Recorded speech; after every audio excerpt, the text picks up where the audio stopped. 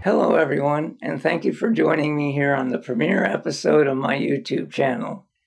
It's all about health for the body and mind. I'm Roy Louden, and I've dressed formally for the occasion, but you don't have to. In this first episode, I will be telling you my story so you get a better understanding of why I'm doing this limited video series. I say limited because I'm not here to be a YouTube star. I just want to tell you what I've learned. So let's get started. 13 years ago, this perfectly healthy guy at the age of 45 suddenly came down with an autoimmune disease called scleroderma, considered incurable with no standard methods of treatment. But we need to go back further than 13 years to see the whole picture. All the way back to the beginning in the San Francisco Bay Area in the year 1960, where my twin brother and I were born and raised. I was born first, and Roger 5 minutes later. We had a pretty normal childhood except for that time at the end of 1965, where we were in Life magazine, Look magazine, and billboards across the country for the 1966 Ford Fairlane. It was also around that time that our mom was having an increasingly hard time with her mental health, being normal most of the time, but having episodes requiring stays at institutions that were pretty mind-opening for a child to visit her at. Between those events and our dad having to change jobs a lot, being a draftsman in the space race era, we moved a lot. Los Altos, San Francisco, San Mateo, Santa Clara, San Francisco again, Palo Alto, and San Jose. It was in the middle of the San Jose period from 1973 to 78 that I became intrigued with the smoke and mirrors aspect of theater and movies. In 1975, I was running lights and sound at the age of 15 for plays that my dad was in, and my theatrical tech career was off and running. I did more plays with the same troupe, and I was making Super 8 films in high school.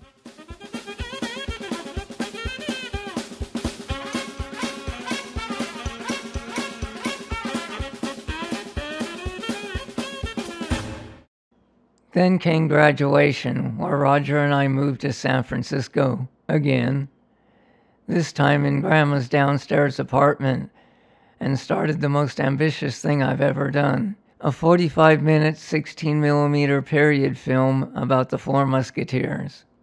After a couple of years of writing, learning, making props and costumes, we started filming in 1981. I played the bad guy, Rochefort. The Bastille? You can't hold the King's Musketeers here. You're breaking my heart. There were a lot of setbacks, taking over a year just to film it, and a couple more months to edit it. In 1983, with the finished Musketeer film as a resume, I moved to LA, Hollywood more specifically. I became disenchanted with the place, the whole industry, and how it operated. So in 1986, I met a girl and married her a year later. We moved from concrete LA to earthy Oregon.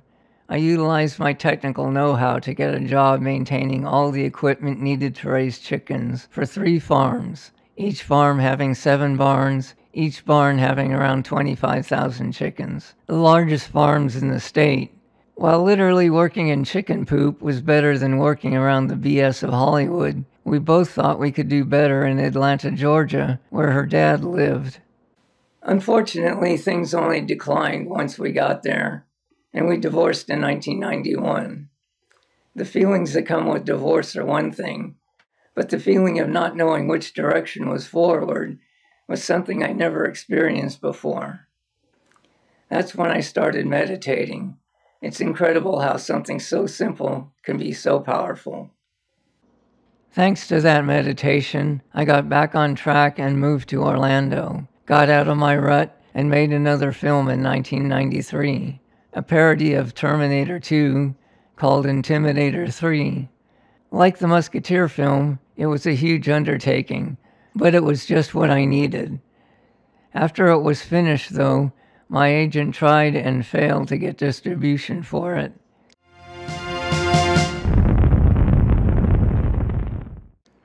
In 1995, I went back to my theater tech roots at SeaWorld, where I started working with pyrotechnics, aka fireworks.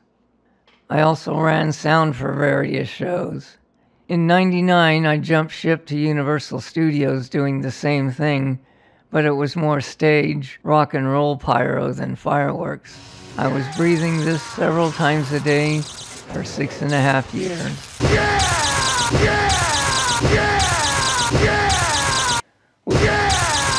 Which brings us to April 2005, when I was diagnosed with scleroderma.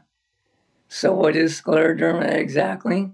As I mentioned earlier, it's an autoimmune disease, and in most autoimmune issues, the immune system still hunts down the bad guys, but unexplainably starts hunting good guys too.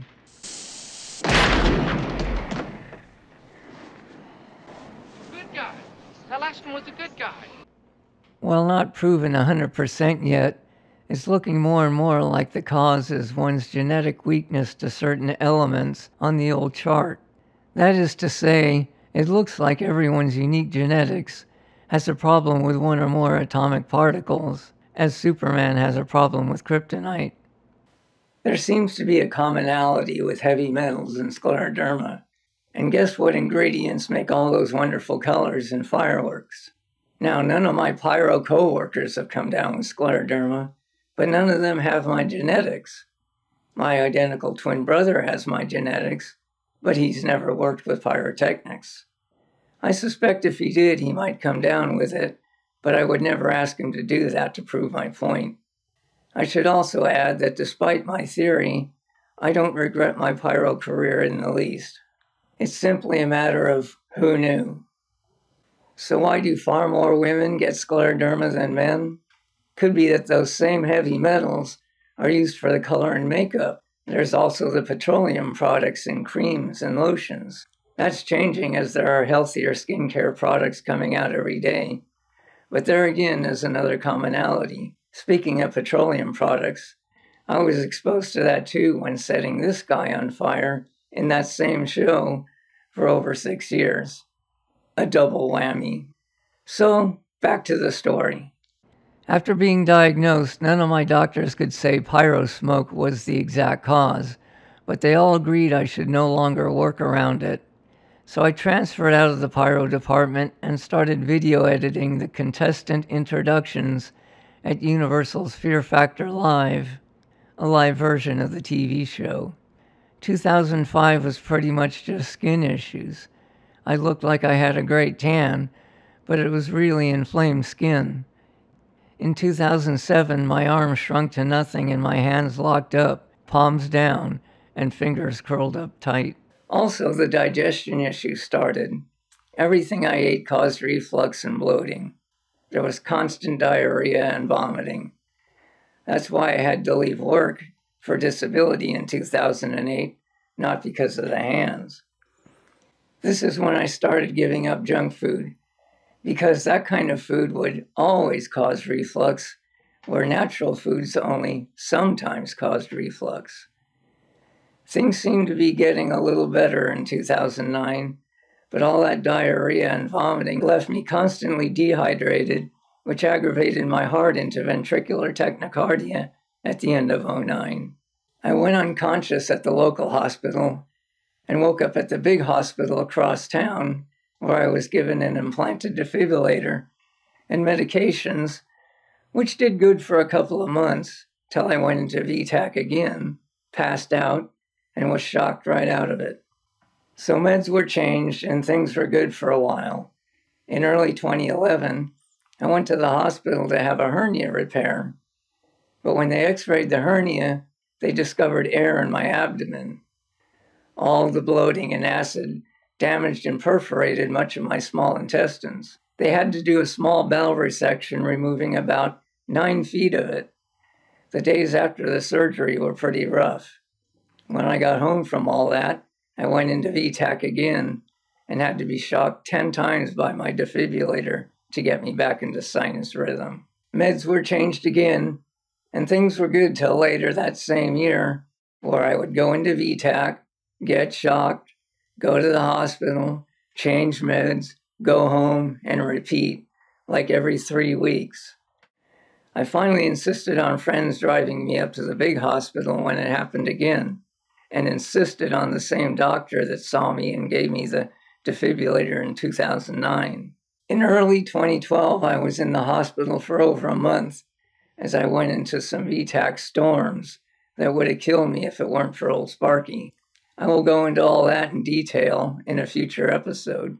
In short, my cardiologist performed a couple of ablations inside of my heart and changed old worn-out Sparky with a new 3-lead biventricular pacemaker that also has a defibrillator just in case. Since then, I've been paced 24/7 and have had no VTACs and no shocks. All that time in the hospital sent a ton of reports to my primary rheumatologist. She noticed that despite all the heart drama, the blood was pretty normal, and I didn't have any new scleroderma symptoms for years. We stopped the prednisone that I had been on for 5 years, and 1 year later, things were still normal. Remission, but I still have all the damage done while it was active. The heart, the hands, the arms, half my teeth are partials, uneven lips, this raspy voice, and only 5 or 6 feet of small intestines, just long enough to maintain 125 pounds for being 6 feet tall, but short enough to still cause unpredictable days of having to stay near the bathroom. So what caused the remission? It certainly wasn't from the steroids. It could only be the natural food and staying calm during the whole time. So starting right then and there, I turned up the healthy food thing to 11. Never, ever touching anything artificial, processed, or inflammatory, including the most inflammatory thing there is, alcohol. Giving up all that stuff is not as easy as I'm making it sound. Bad foods are purposely made to be addictive. Changing habits are hard, but so are all the best things in life. None of my greatest moments ever came easily. Some people might say, what's the point of eating a healthy diet now that I have this horrible disease? Might as well live it up, right? But why be sick on top of being sick? Life is too short to purposely be making it shorter. Eating healthy, along with meditation, is making the best of a bad situation. And for those without disease, it can be preventative. But the way man has poisoned this world, there's no guarantee against disease. We just have to do the best that we can do with what Mother Nature has given us. Well, that's a short version of my long story. At one of the annual presentations on scleroderma that I do with UCF med students, I was asked once, how did you stay positive through all that? I said, I don't know. I don't really think about it. Being positive seems to be my default setting. I can't seem to look at things any other way. Everyone has seen a 3-legged dog, but no one's ever seen a depressed 3-legged dog. So next week we will get more into my diet. Thanks so much for joining me here, and we'll see you then.